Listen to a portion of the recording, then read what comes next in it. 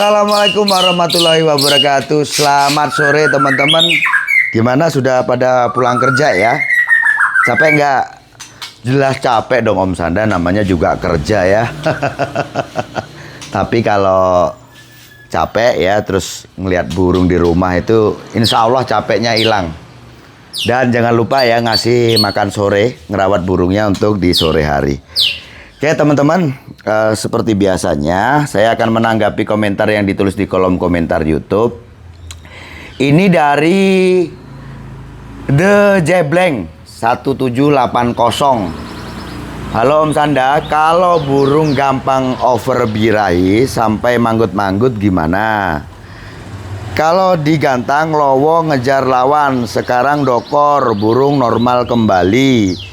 Gimana harian dan EF-nya setelah selesai mabung agar tidak over birahi kembali? Rawatan mabung sudah sesuai arahan Om Sanda, mohon arahannya. Salam dari Jogja. Oke, alhamdulillah ya. Habis mabung, burungnya udah normal kembali, sudah tidak OB lagi. Nah, gimana rawatannya supaya nanti tidak terulang ya kasus OB itu? Nah, dan alhamdulillahnya ini kan memang burung habis mabung ya.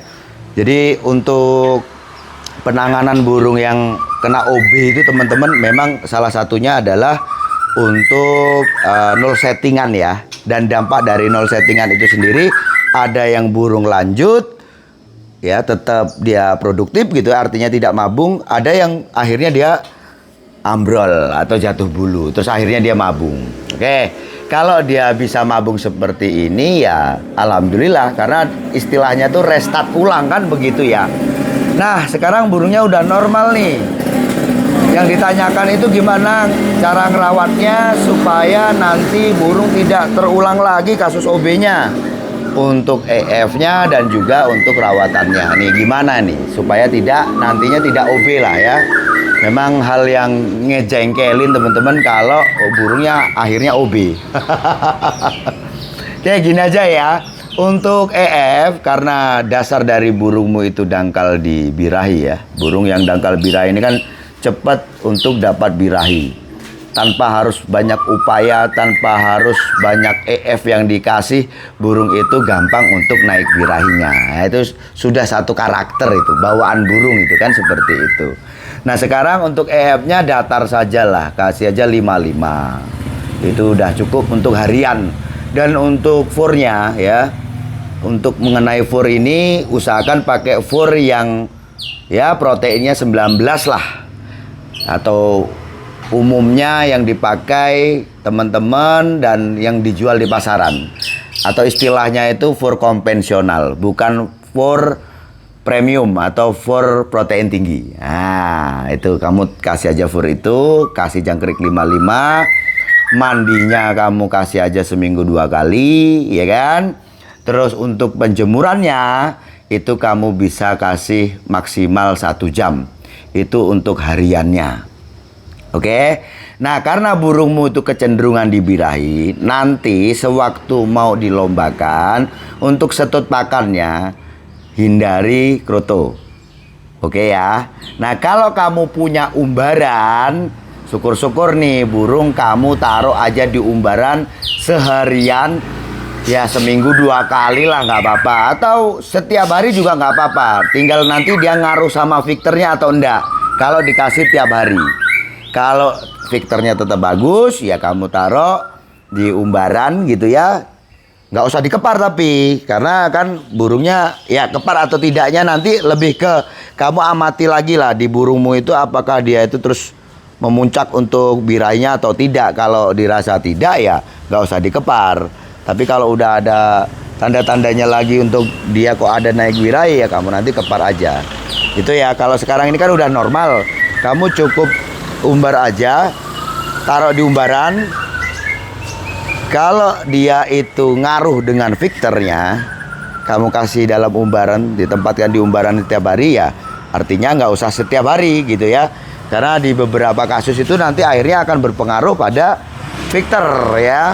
Itu anggap aja seminggu kamu kasih 2 kali lah, taruh di dalam umbaran seharian penuh ya. Itu dari pagi sampai sore. Jadi paginya itu setelah dijemur, masukkan dalam umbaran. Tentu saja pakan minumnya tetap dikasih, dan umbarannya itu jangan dipanas-panasan.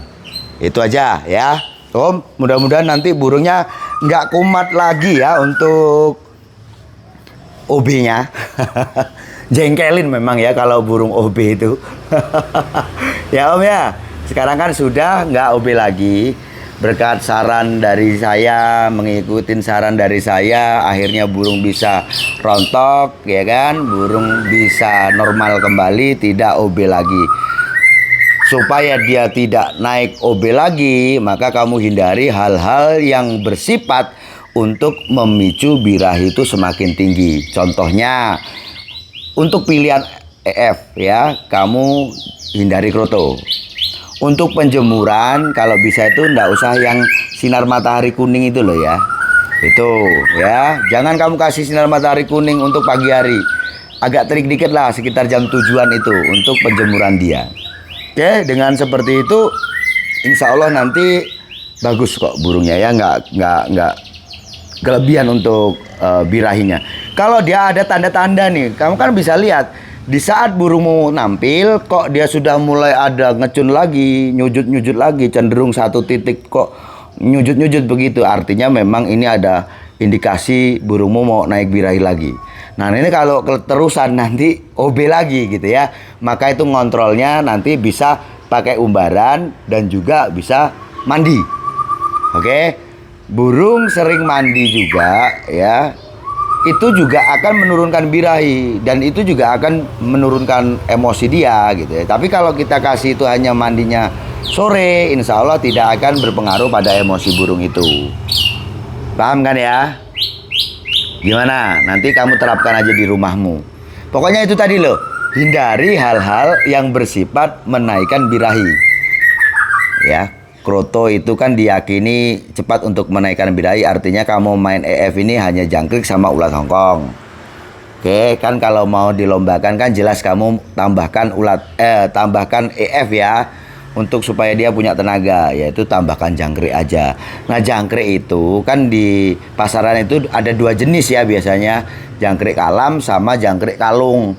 Nah kalau untuk jangkrik kalung itu diyakini dia agak lambat untuk menaikkan birahi, ya kan? Maka pemain-pemain cucak hijau itu suka pakai jangkrik kalung yang warnanya hitam itu loh teman-teman. Nah, cuman jangkrik kalung ini tidak semua burung suka. Kalau dia sudah terbiasa makan jangkrik alam atau jangkrik madu itu, dia itu ogah mau makan jangkrik kalung gitu ya. Karena dia apa? Satu, besar. Terus dia itu keras ya, untuk leher. Perisai di leher itu sama di kepala itu keras. Nah maka biar dia itu mudah makannya, karena ukurannya juga besar ya, kamu kasih aja hanya bagian perutnya saja. Itu jadi itu untuk setut pakan waktu di lomba itu, dia nanti dapat tenaga tetapi birahinya nggak memuncak lah gitu ya. Atau kamu juga bisa tambahkan ulat Hongkong supaya apa, suhu tubuh dia nanti naik, sehingga itu nanti akan berdampak juga dengan tensi burung, artinya burung nanti nambah emosi. Kan juga bagus ya kalau burung dasarnya gampang birahi, kita kan juga harus selaraskan dengan emosinya. Nah nanti akan lebih agresif nih di burungnya. Gitu aja Om ya. Selamatlah ya, mudah-mudahan burungnya nggak ada masalah pokoknya ya, dan nggak kumat lagi untuk OB-nya. Selagi pokoknya kamu tidak main EF terlalu tinggi ya. Dan oh ya, untuk di rumah nih ya, ini kebiasaan-kebiasaan buruk menurut saya, di mana burung itu dibiarkan terlalu gacor saat burung itu dikerodong. Kalau dibuka seperti ini nggak masalah, itu kan ada burung, itu ada burung. Kalau itu saya buka walaupun nggak melihat ya, itu pasti gacor itu. Kamu tahu sendiri lah, itu kan sering kan saya videokan. Itu kalau saya buka. Jadi pengertiannya begitu ya. Boleh burung itu berbunyi, boleh burung itu gacor di saat kita ablak. Ini lebih ke mendidik burung itu ya. Jadi jangan biarkan burung itu gacor di dalam kerodong. Nanti itu juga akan membentuk suatu sifat yang ini akan menjadi karakter di mana burung itu dia nyaman, dia bunyi itu di dalam kerodong gitu loh. Nah, nanti saat dia bertemu langsung dengan burung, itu jadi nggak kerja, plonga-plongo, kadang cuman nakal ngejar lawan, ya, dan sebagainya. Jadi intinya seperti itu, hariannya nggak usah terlalu gacor, ya. Burung itu sebenarnya tanpa diprovokasi, dia lebih tenang. Oke, syukur-syukur di rumahmu tidak ada lagi burung murai batu selain burung ini. Itu lebih bagus lagi untuk mengondisikan burung murai batu. Ya, kalau burung kecenderungan birainya gampang naik gitu ya, itu gacor burungnya.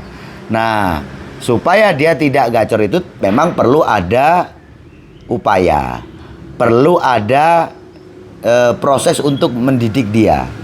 Kalau dia sudah terbiasa dengan itu, maka dia akan tenang. Gitu ya. Ya kayak itulah contohnya kalau itu. Itu gacor itu juga ya, sama dengan ini kalau dibuka. Tapi ini kalau ditutup kerodongnya otomatis diam, itu juga begitu juga. Dan burung-burung di rumah ini rata-rata seperti itu. Gitu ya. Jangan usah dipancing-pancing pakai suara murai batu lah di rumah itu ya. Biar burungnya lebih tenang. Oke, saya rasa cukup sekian. Selamat sore teman-teman, sukses selalu.